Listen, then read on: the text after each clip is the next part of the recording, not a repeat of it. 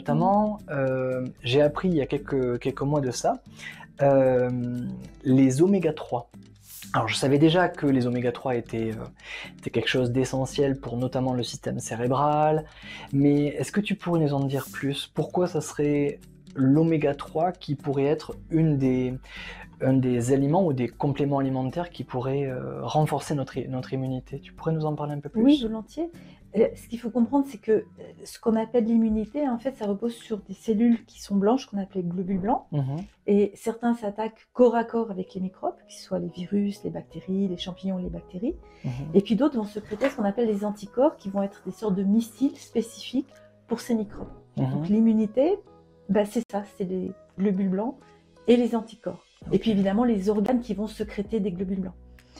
Et cette immunité, c'est-à-dire que ces anticorps, ces globules blancs, ces organes, pour fonctionner, ils ont besoin de nutriments.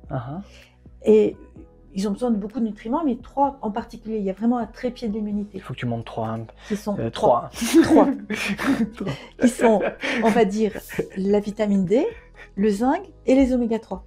Alors bien sûr, il y en a d'autres comme la vitamine C, mais la vitamine C, on est rarement en carence de nos jours. On n'est plus du temps de Marco Polo, de Christophe Colomb.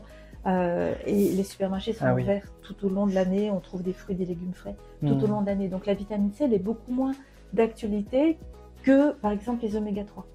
Alors, les oméga 3, c'était les anciennes vitamines F que Katia Kouzmine appelait vitamine F à l'époque et qui ont été rebaptisées oméga 3.